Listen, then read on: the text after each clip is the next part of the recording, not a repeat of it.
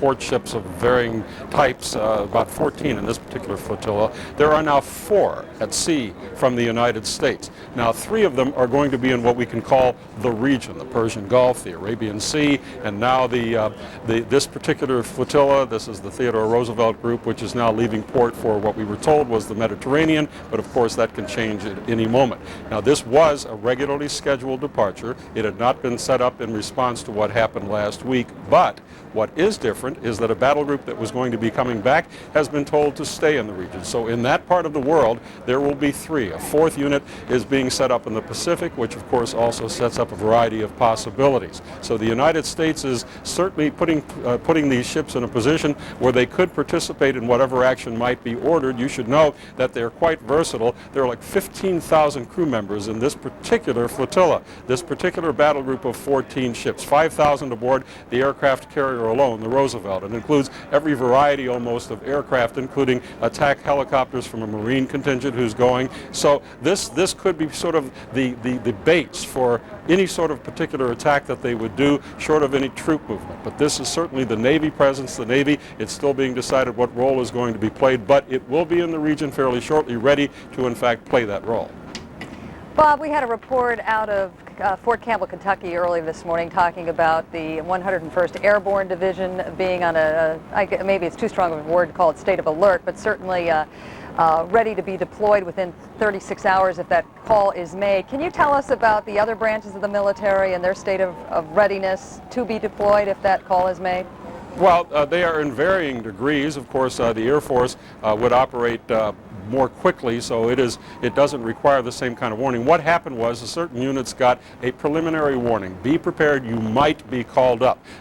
The ones that were the ones that you traditionally see, the 101st, the 82nd, that type of thing, paratrooper units who are always put in that position. So there is a signal that's going out, and part of this probably is a signal that the United States is preparing for this war, the word that's used by the administration, which is going to be conducted. There is no signal about exactly how it will be conducted militarily.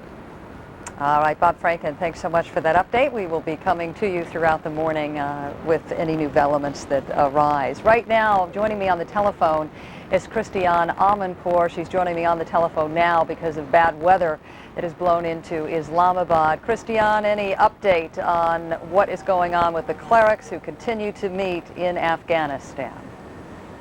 Well, we understand that meeting is underway, but we have absolutely no way of knowing what they have said, what decisions. Just go up these stairs to the bridge, essentially the command central. Last night, the captain gave me a tour. Let's take a look. The role of the Coast Guard here right now is the security and protection of the people of New York City. We've been in this position right now, right off of Battery Park for the last week, one of the first major Coast Guard cutters on scene. What we've been doing for the last 7 days is to ensure that the people of New York are safe and that the commercial flow of traffic is maintained. And that has basically happened over the past couple of days. Commercial traffic has been able to come into New York City, and pleasure boat traffic has been able to actually move from the restricted areas on a limited basis. Now here on the bridge you have a number of operations going on. This is a view right now, right out of the back of the ship, like a camera looking in on Lower Manhattan. Exactly. What we've got right here is a video, again, for security reasons, that assists us in actually looking at potential threats.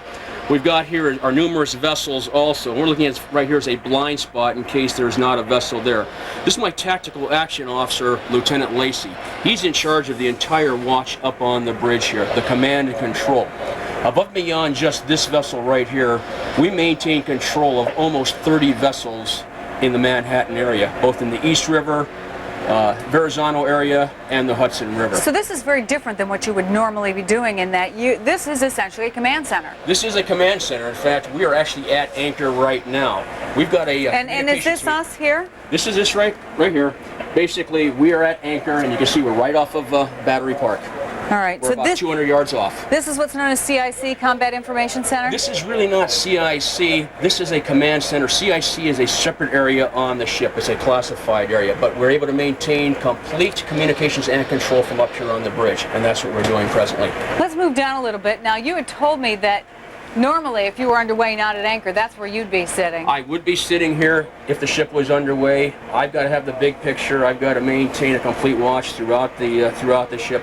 This is where I would be underway, but I can't be there right now. Now, typically, when you say, you've got to have, a complete vision of what's going on, that's of this vessel, but now you really have to know what's going on everywhere. We have to have the big picture of the complete New York Harbor area, and that's the reason we maintain command and control over about 30 vessels. Again, we're trying to secure the area around New York City, but also maintain the commercial flow of traffic.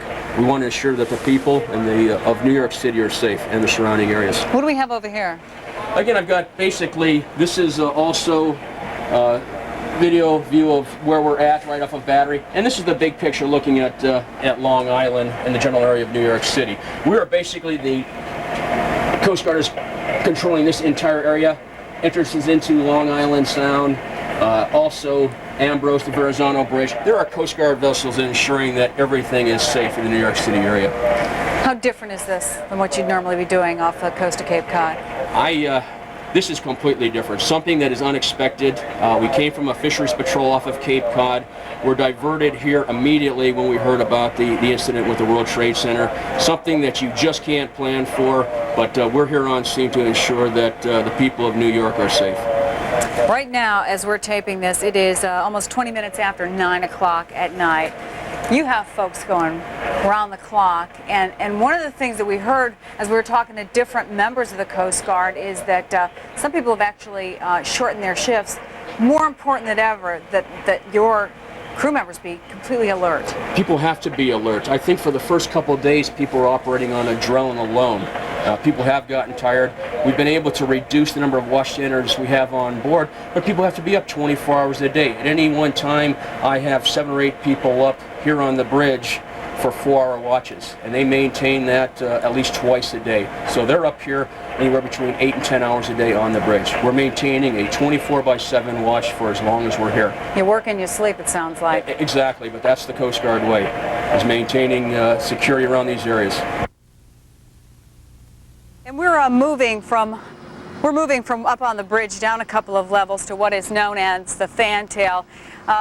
The Tahoma, 270 feet long. That makes it the largest of the Coast Guard vessels. This is among the smallest of these inflatables that they use to go out on patrol. Usually law enforcement is a very big part of what the Tahoma does. We can show you some of the things in more typical circumstances that they might be doing, including drug interdiction. They will look for polluters, people who are abusing fisheries, illegal immigrants. They also, of course, spend time monitoring maritime traffic. This is a situation unlike any of the 100+ men or women who have been here before have ever found themselves in. They are looking out here every day, making sure these waters are safe, whether it is a ferry that is going through, commercial traffic, a pleasure boat, although they're not just pleasure boating here. Some people whose vessels were stuck here are actually being allowed to board them and get them out of the area. But this area is on a high state of alert, very secure, and will be for the foreseeable future. Greg? All right, Chris Jansing on the waters in New York Harbor, patrolling with the Coast Guard. Thanks very much. Well, we're going to have the latest on the investigation, where it stands, how many arrests, and what the FBI is now looking at in just a moment. We'll have a live report from Pete Williams, our justice correspondent, as we dip out to a commercial break here. There you see the scene. It is relentless. The huge cranes and moving equipment and the hundreds of rescue workers continuing to dig into the rubble of the World Trade Center towers. We'll be right back.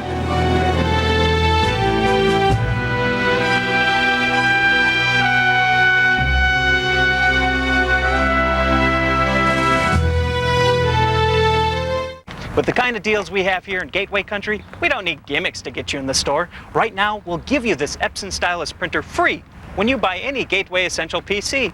This is the Gateway Essential 950C featuring the Intel Celeron processor.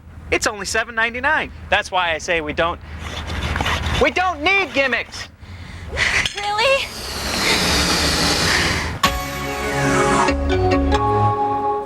Offer ends September 23rd, so stop by soon or call 1-800-GATEWAY. Have you gotten yourself into too much credit card debt? You may be able to point and click your way out with a second mortgage from Ditech.com. Whether you have equity or no equity, Ditech has a second mortgage with a no closing cost option that may help lower your monthly payments. Why pay minimum monthly payments when you can pay off your high interest debt with a second mortgage from Ditech.com? For fast, friendly service, apply online or call us at 1-800-71-FIX now. Hey, the Ovaltine Man! Yeah! No kid can resist the taste of rich chocolate Ovaltine. It's yummy! It's chocolatey! This chocolate milk's terrific, isn't Nesquik? No, it's rich chocolate Ovaltine. Kids love Ovaltine's rich chocolate taste. And Ovaltine adds vitamins and minerals that Nesquik powder doesn't. Why give them Nesquik when you can give them more? And there are more vitamins and minerals in Ovaltine. Ovaltine's amazing! More Ovaltine, please! In my future, we'll be able to see our grandkids smiling whenever they call. They'll send us pictures over the TV. We might send them video birthday cards. It was intended for bin Laden, and I said it in a moment of anger, and I feel anger, and I feel that all the American people should feel anger toward